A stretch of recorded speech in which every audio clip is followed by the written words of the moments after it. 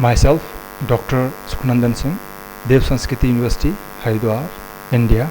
The topic of my presentation is Sun worship, epic and Puranic phase and its contemporary relevance. Sun worship is the most natural and the most ancient of all worships. We can find the traces of sun worship in all corners of the world. In India, the worship of sun can be described as one of the rare faith with its devoted followers since the most ancient time and continued in some form or other down the ages till death. According to A.S. Garden, sun worship can be called the real religion of India. Down the ages, the primitive origin of sun worship has been traced by prehistoric archaeology back to Neolithic period in the primitive society as a source of life and very existence. The sense of reverence and worship was natural. Spiritual and metaphysical dimensions are added in the Vedic period to the primitive sun worship. Vedas describe sun as the soul of the universe.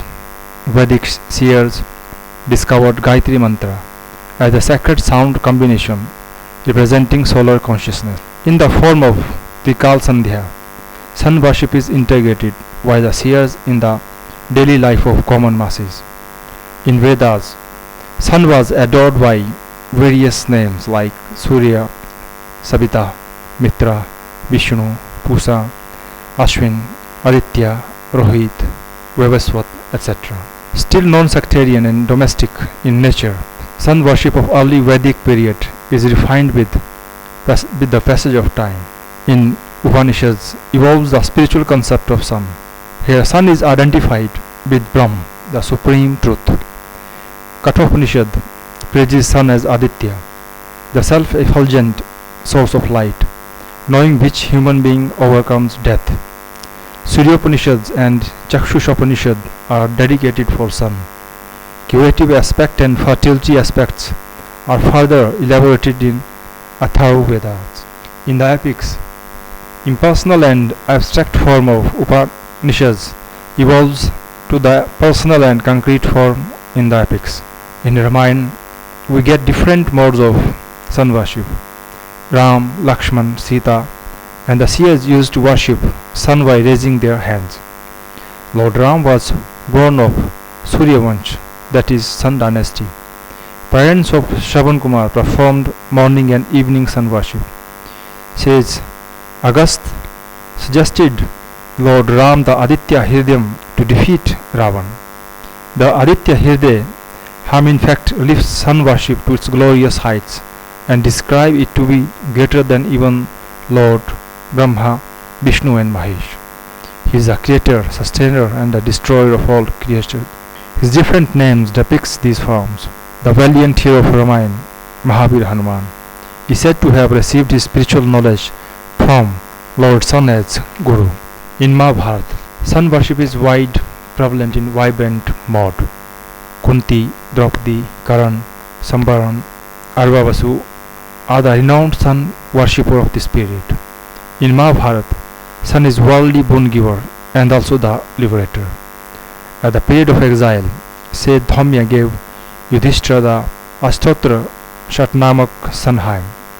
This relieves the Pandavas of the pain of hunger and the food. Reciting this hymn fulfills all worldly desires and finally gives liberation. The medicinal and curative effects of sun are also stressed in Mahabharata.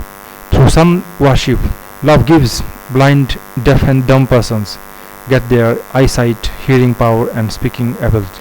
Sun is the source of life, vitality and longevity. Without sun, there can be no existence of living beings. Humanization of sun god is a special feature of epics. There are many incidents of sun appearing in the human form. Birth of Karan from Kunti is one such example. Sun worship evolves further in Puranas. Markandeya Puran describes sun as the ocean of knowledge, darkness dispeller, and the cause of creation. Agni Puran calls it the manifestation of Vishnu and root cause of all works. Matsya Puran describes the worship of Brahma, Vishnu, Sun and Shiva and calls them indifferent. Brahmavaivarta Puran calls it the eye of three lokas, chief deity of universe, seed of all actions and embodiment of compassion. In Brahman Puran, it is the powerhouse of all beings and controller of all planets and sustainer of whole universe. Padam Puran identifies Sun as Brahma, Vishnu and Shiva. In Brahma Puran, Sun is the dispeller of darkness, the source of all and the final destination of all. Tantric dimensions of the sun worship. Tantric mode of sun worship is described in Sam Puran with features like mudra, nyas, avichar and bij. But it was free from some fundamental concepts of Tantrism, such as the concept of a female principle associated with a male principle, responsible for the evolution of the universe. In Agni Puran and Garud Puran, sun has been identified as Shiva, and there are some tantric yantra, worships and mantras described. Narad Puran discusses tantra in chapters 64 to 91. In the same way, Garud Puran and Agni Puran have many chapters devoted for the tantra and mantras. These have been the basis of many later tantric scriptures. Padam Puran has also some tantric mantras to cure different types of physical and psychological disorders. The golden period. 7th to 12th century was the golden period of sun worship in India. The late Puran and Upuranas are filled with these descriptions. The literary works of Manatunga, Mayura, Bhavabhuti, Amarasingha, Sankaracharya, Anandagiri, etc. also throws light over it. The reason for this extreme popularity was easy to think of, because as far as earth is concerned, sun is undoubtedly the creator, sustainer and the destroyer also. So along with one's Ishta Devta, one could worship also the sun, either identifying his own deity or regarding him as one of its aspects. Traditional continuity and the need of the revival. The tradition of sun worship is prevalent even today, with Sandhya Vandan, Arghya, Yagya, seasonal vrat like Ravivar Vrat, Achla Saptami Vrat, Surya Shashti Vrat, Makar Sankranti, Rath Saptami, Putra Saptami, Chhat Puja, etc. But it is confined to a small community and loaded with ritualistic burden and mostly non-scientific outlook. There is need to revive this great tradition of sun worship. Contemporary relevance of sun worship.